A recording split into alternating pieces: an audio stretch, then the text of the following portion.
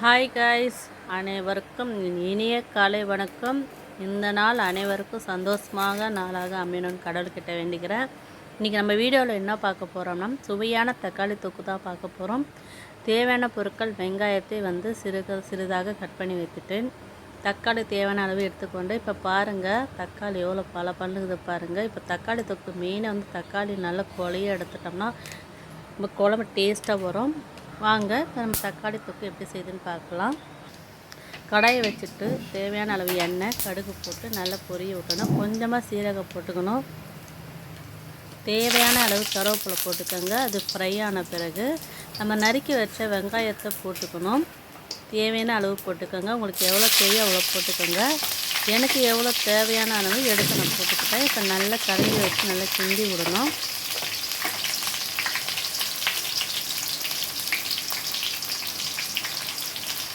இப்போ நல்லா ஃப்ரை ஆகட்டும். ஃப்ரை ஆன பிறகு தான் நம்ம தக்காளி போட முடியும். அதனால் நல்லா கொஞ்ச நேரம் ஃப்ரை ஆகட்டும் வெயிட் பண்ணுவோம். இப்போ நல்லா வதங்கிச்சு. நம்ம நறுக்கி வைத்த தக்காளி அதில் போட்டுடலாம். தக்காளியை போட்டுட்டு நம்ம கரண்டி வச்சு நல்லா கிண்டி விடணும். நாலா பக்கம் நல்லா கிண்டி விடணும். அப்போ தான் சீக்கிரம் வேகும். இப்போ தக்காளி நல்லா சீக்கிரம் வெந்துடணும் அப்படின்னா தேவையான அளவு கொஞ்சோண்டு கல் உப்பு போட்டுக்கோங்க. சீக்கிரம் வெந்துடும். போட்டு நல்லா கிண்டி விடுங்க. நாலா பக்கம் நல்லா கிண்டி விட்டிங்கன்னா சீக்கிரம் வெந்துடும். இப்போ நல்லா வேகிறதுனால நம்ம ஓவர் ஸ்பீடு வைக்கக்கூடாது. கேஸ் ஸ்டவ் கொஞ்சம் சிம்மில் வச்சுட்டு தட்டு போட்டு மூடி விட்டுருங்க. அப்போ தான் சீக்கிரம் நல்லா வெந்துடும். பாருங்கள் நல்லா கொலையே வெந்துக்குது பாருங்கள். இன்னும் வேகணும். ஏன்னா தக்காளி தொகுக்கு மெயினே தக்காளி நல்லா வெந்திருக்கணும். கொலையே வெந்ததாக தான் நம்ம சாப்பிடும் போது அந்த வாயில் தக்காளி பிடிபடாது. வாவ் பாருங்கள், சூப்பரான டேஸ்டியான கலர்ஃபுல்லான தக்காளி தொக்கு ரெடி. பாருங்கள் சூப்பராக இருப்பாங்க. இந்த அளவுக்கு வந்துருக்க காரணம் நம்ம தக்காளி நல்லா கொடைய வச்சு தான்.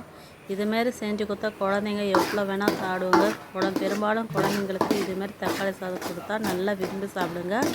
எங்கள் பாப்பா இன்றைக்கி தக்காளி சாதம் தான் கேட்டால் அவளுக்கு விருப்பப்பட்டதே இன்றைக்கி செஞ்சு கொடுத்துட்டேன். இன்றைக்கி எங்கள் வீட்டில் ஸ்பெஷல் தக்காளி சாதம் தான். எவ்வளோ சூப்பராக இருக்குது பார்த்தீங்களா? பாருங்கள் அதில் கொஞ்சம் சாதம் போட்டு கிளறி எடுத்துட்டேன்.